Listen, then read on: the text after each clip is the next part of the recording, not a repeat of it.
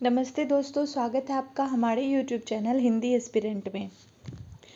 तो कैसे हैं आप लोग और आप लोगों की तैयारियां कैसी चल रही है। जैसा कि हम लोग हिंदी में यूनिट 5 शुरू कर चुके हैं, यानी कि हिंदी कविता को, जिसमें हम लोगों ने 3 रचनाओं को पढ़ लिया है। पृथ्वीराज रासो का जो रेवा तट लगा हुआ है उसको पढ़ लिए हम लोग, अमीर खुसरो की पहेली और मुकड़ियाँ पढ़ लिए हैं, और विद्यापति की पदावली। ये तीनों कंप्लीट हो चुका है। आज हम लोग कबीर दास के ऊपर देखने वाले हैं। कबीर दास का जो है, इनका हजारी प्रसाद द्विवेदी जी का एक पुस्तक है कबीर। हजारी प्रसाद द्विवेदी का पुस्तक है, हजारी प्रसाद द्विवेदी जी का पुस्तक कबीर लगा हुआ है। कबीर, इसके भी 160 से लेकर के 210 इतने पद संख्या जो है ये हमारे सिलेबस में लगे हुए हैं। यानी कि कबीर नामक पुस्तक जो है, जिसके संपादक हैं हजारी प्रसाद द्विवेदी, यहाँ से 160 से 210 पद तक हमारे सिलेबस में लगे हुए हैं। तो चूंकि कबीरदास के ऊपर ये किताब लिखी गई है, तो कबीरदास को जानना काफ़ी महत्वपूर्ण हो जाता है। तो देखिए, और ऐसे भी हमारे सिलेबस में जितने भी रचनाएं लगी हुई है, उन सभी रचनाकारों को डीपली जानना बहुत महत्वपूर्ण होता है। इससे क्या होगा, हमारे यूनिट 2 जो है हिंदी साहित्य का इतिहास, उसका भी बहुत सारे भाग जो है वो कवर हो जाएगा, और यहाँ से काफ़ी क्वेश्चन आने की भी चांसेस होती है। तो देखिए, पहले हम लोग कबीरदास के बारे में थोड़ा सा पढ़ लें। कबीरदास जी का जन्म जो है वो 1498 को माना जाता है। देखिए, बहुत सारे ऐसे कवि आदि काल में और कुछ भक्ति काल में मिलते हैं, जिनके जन्म को लेके विद्वानों में मतभेद रहता है। तो इनके जन्म की अगर बात करें तो इनका जन्म 1498 ईस्वी माना जाता है। 1455 साल गए, चंद्रवाड़ एक ठाठ ठये, जेठ सुदी बरसायत की, पूरन मासी प्रकट भये। ये कबीरदास जो हैं वो खुद ये लिखे हुए हैं। तो इसी से हम लोग जो है इनका जन्म 1498 मानते हैं, ठीक है। और इनका जो मृत्यु है वो विक्रम संवत 1675 यानी कि 1518 ईस्वी को मगहर में हुआ है। मगहर में यूपी में हुआ है, और मगहर में हुआ है, और जन्म स्थान जो है ये इनका काशी है। जन्म स्थान कहाँ है? काशी है, और निधन इनका मगहर में हुआ है। आगे देखिए, इनके गुरु जो है वो रामानंद है। इनके गुरु का नाम स्वामी रामानंद है। पत्नी लोई है, पुत्र कमाल है और पुत्री कमाली है। माता पिता हैं नीरू और नामा। माता पिता हैं नीरू और नामा। देखिए, माता है इनकी नीमा और पिता हैं नामा, ठीक है। तो यहाँ पे ये है। आगे देखिए, कबीर की पढ़ाई की बात अगर करें तो कबीर जो हैं वो एक निरक्षर कवि हैं, यानी कि वो पढ़े लिखे नहीं थे, ऐसा उन्होंने खुद कहा है। कबीर निरक्षर थे। मसी कागद छूयो नहीं, कलम गहियो नहीं हाथ, ऐसा उन्होंने खुद बोला है। मसी कागद छूयो नहीं, कलम गहियो नहीं हाथ। इनके शिष्य की चर्चा करें तो इनके शिष्य जो हैं वो हैं कौन? धर्मदास और सूरत गोपाल। ये दोनों इनके शिष्य हैं, धर्मदास और सूरत गोपाल, ठीक है। कबीर की रचनाएं जो है वो 82 रचनाएं उपलब्ध मानी जाती है, यानी कि इसकी टोटल 82 रचनाएं हैं। कबीर की रचनाओं में प्रयुक्त छंद की बात करें तो साखी और दोहा छंद इसका जो है वो काफ़ी अधिक मात्रा में, यानी कि साखी और दोहा का ही कबीर ने प्रयोग किया है, ठीक है। अब हम लोग कुछ विद्वानों के मत को देखते हैं। जैसे हजारी प्रसाद द्विवेदी जी ने कबीर को भाषा का डिक्टेटर कहा है। कई बार पीवाईक्यू में पूछे गए हैं कि कबीर को भाषा का डिक्टेटर किसने कहा है, तो हजारी प्रसाद द्विवेदी जी ने कबीर को भाषा का डिक्टेटर कहा है। भगवान विष्णु का नृसिंह अवतार की प्रतिमूर्ति भी माना है किसने, तो हजारी प्रसाद द्विवेदी जी ने ही माना है। ठीक है, भगवान विष्णु का नृसिंह अवतार माना है हजारी प्रसाद द्विवेदी ने। श्याम सुंदर दास ने इनकी भाषा को पंचमेल खिचड़ी कहा है और रामचंद्र शुक्ल ने शद्दूकड़ी भाषा कहा है। देखिए ये बहुत छोटे छोटे पॉइंट है और यहीं से जो है ऑब्जेक्टिव क्वेश्चन ज़्यादा बनते हैं। अगर यहाँ से हम लोग चर्चा करें कि कबीर यानी कि हजारी प्रसाद द्विवेदी जी की जो रचना कबीर है, तो यहाँ से कैसे क्वेश्चन आते हैं। चाहे तो आपको कबीरदास जी के बारे में कुछ पूछ लिया जाएगा, या इनके भाषा को क्या किसने कहा, या इनके ऊपर कौन कवि जो है वो क्या कोटेशन दिए हैं ये पूछा जाएगा, या फिर इनके जो पद लगे हुए हैं 160 से 210, इनके जो पद लगे हुए हैं इनमें से कोई भी शब्द का अर्थ पूछ लिया जाता है। ठीक है, कोई भी शब्द का अर्थ पूछ लिया जाता है। तो देखिए पहले हम लोग कबीरदास जी के बारे में देख ले, तो इनके भाषा को पंचमेल खिचड़ी कहा है श्याम सुंदर दास और शद्दूकड़ी भाषा कहा है रामचंद्र शुक्ल ने। संत भाषा किसने कहा, तो बच्चन सिंह ने इनके भाषा को यानी कबीर की भाषा को संत भाषा कहा। ठीक है, अब कुछ रचनाएं हैं जो कबीरदास जी के ऊपर लिखी गई है। जैसे कबीर जो है उसको संपादित किसने किया, हजारी प्रसाद द्विवेदी जी। तो यहाँ पे देखिए कौन पुस्तक है और कौन रचनाकार है। कबीर ग्रंथावली जो है ये श्याम सुंदर दास जी लिखे हैं। संत कबीर यह रचना डॉक्टर रामकुमार वर्मा लिखे हैं। कबीर रचनावली हरिऔध जी लिखे हैं।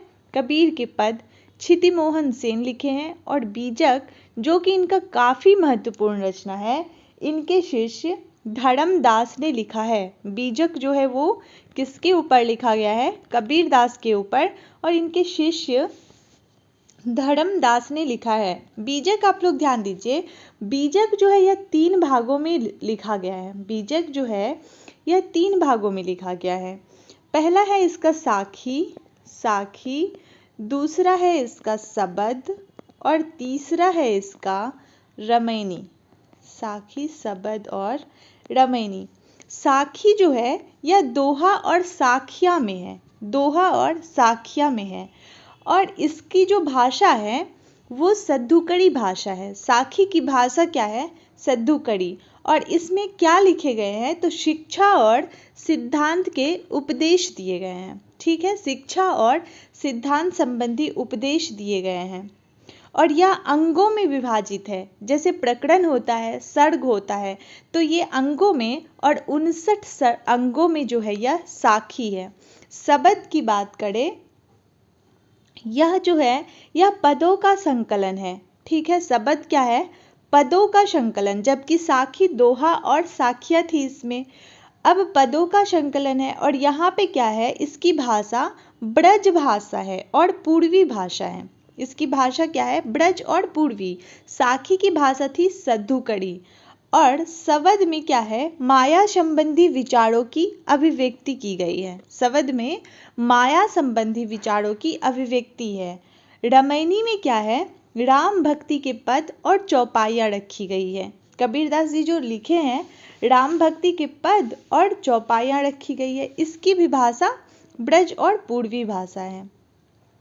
यहाँ पे क्या दिया गया है, ईश्वर विषयक विचार, शरीर रचना और मानव आत्मा की मुक्ति विषय पर चर्चा किए गए हैं। तो ये बीजक इनका काफ़ी महत्वपूर्ण रचना है जो कि धर्मदास द्वारा रचित है कबीरदास के ऊपर। नेक्स्ट हम लोग देख लेते हैं विद्वानों के मत को।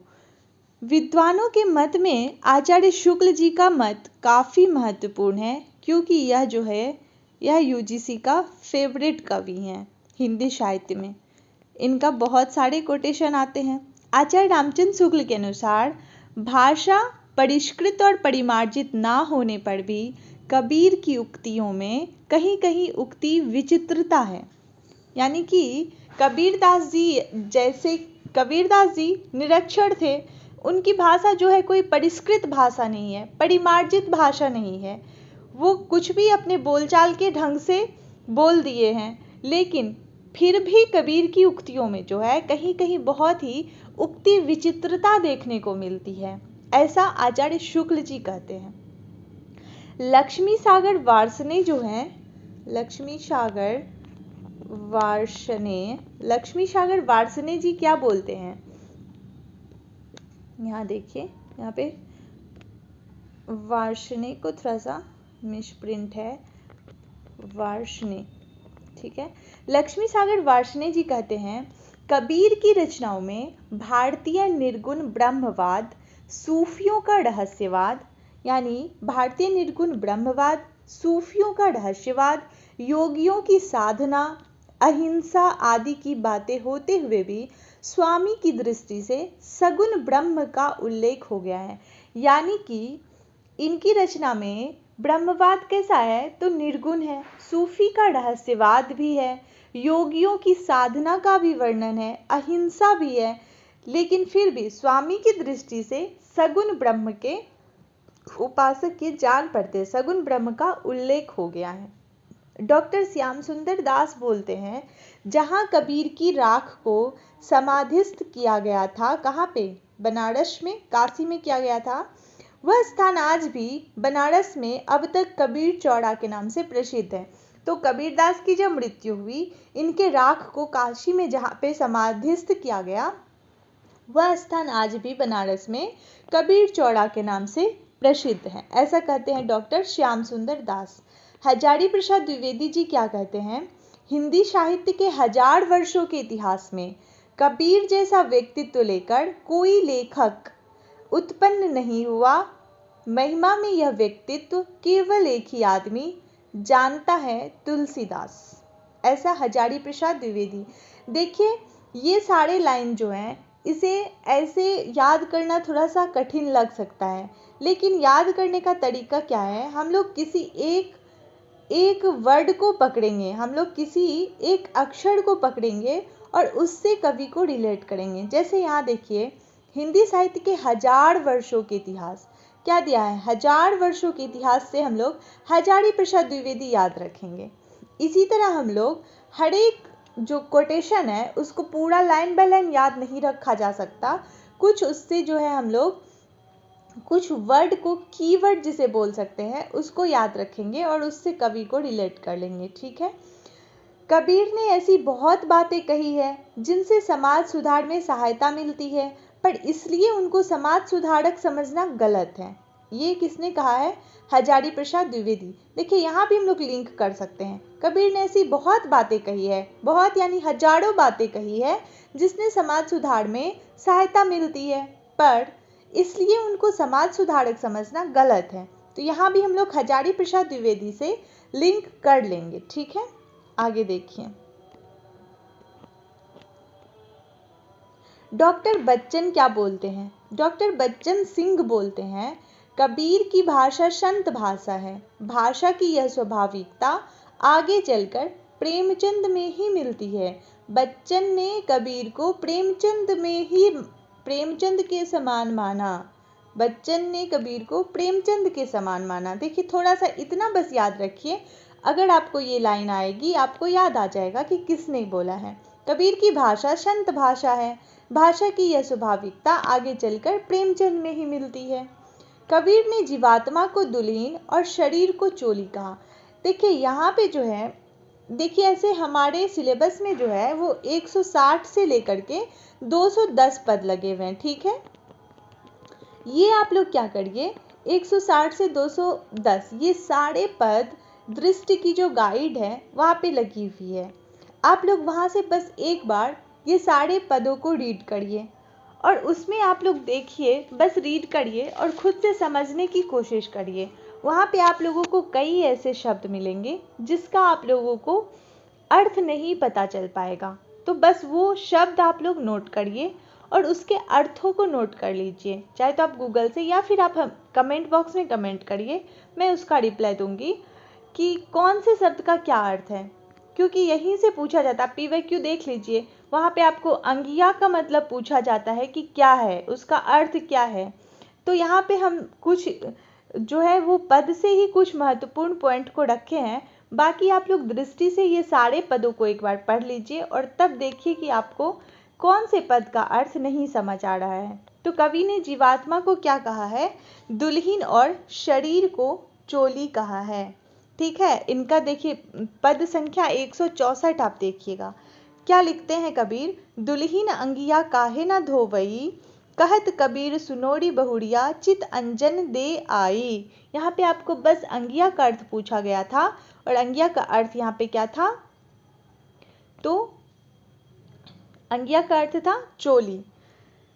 आगे हम लोग देखते हैं, संत काव्य में परमात्मा को प्रियतम, जीवात्मा को प्रेयसी के रूप में चित्रित किया गया है। यानी संत काव्य धारा जो है वहाँ पे परमात्मा जिसका आराधना किया जाता है उसे प्रियतम माना गया है, यानी कि स्त्री माना गया है। परमात्मा को ही स्त्री माना गया है और जीवात्मा जो आराधना करते हैं, यानी आराध्य को स्त्री प्रेयसी माना गया है और जो आराधना करते हैं जीवात्मा जो है वो यहाँ पे क्या है? प्रेयसी नहीं, सॉरी, परमात्मा को प्रियतम माना गया है और देखिए यहाँ पे समझिए, यहाँ पे क्या है, अंतर क्या है? देखिए यहाँ पे संत काव्य धारा जो है यहाँ पे प्रियतम को परमात्मा माना गया है और जीवात्मा को प्रेयसी माना गया है और इसका उल्टा जो है वो सूफी काव्य धारा में होता है। ठीक है, सूफी काव्य धारा में क्या होता है? परमात्मा को प्रेयसी माना जाता है, परमात्मा को प्रेयसी माना जाता है और जीवात्मा को प्रियतम माना जाता है। तो यहाँ पे यही कहने का तात्पर्य है, संत काव्य धारा में परमात्मा को प्रियतम एवं जीवात्मा को प्रेयसी माना गया है। आगे चलिए, कबीर ने चूनर शब्द को शरीर और दाग को शरीर की मलिनता का प्रतीक माना है। चूनर शब्द का अर्थ पूछा जाएगा तो शरीर बताइएगा और दाग यानी कि शरीर की मलिनता, ये सारे पद से उठाए गए हैं। कबीर के अनुसार राम नाम की महत्ता को पाना उसी तरह संभव नहीं है जिस तरह गूंगा गुड़ के स्वाद का बखान नहीं जान सकता। कबीर ने ननद को माया का प्रतीक माना है। ध्यान दीजिएगा, पूछ लिया जाएगा सीधे आपसे, माया का प्रतीक किसे माना है? तो ननद को। ढाई आखर प्रेम का पढ़े सो पंडित हो, काफी दिनों से हम लोग पढ़ते आते हैं, ढाई आखर प्रेम का पढ़े सो पंडित होय, कबीर की पंक्तियां हैं। दुल्हीन गावहु मंगलाचार, तो ये सारे कबीर की पंक्तियां हैं जो हम लोगों को कहाँ से देखनी है? दृष्टि की गाइड से। वहाँ पे आपको 160 से लेके 210 तक पूरा का पूरा पद लगा हुआ है, वहाँ से आप लोग पढ़िए, अर्थ समझने की कोशिश करिए और जिस शब्द का अर्थ नहीं जान पा रहे हैं वो आप लोग कमेंट बॉक्स में लिखिए, तो फिर मैं उसको वहाँ पे रिप्लाई दे दूंगी, नहीं तो फिर एक वीडियो में सारे पद जो शब्द हैं उनके अर्थों को बता दूंगी। ठीक है, तो आप लोग को क्लास कैसा लगा कमेंट में ज़रूर बताइएगा और चैनल को सब्सक्राइब कर लीजिए, लाइक करिए। धन्यवाद।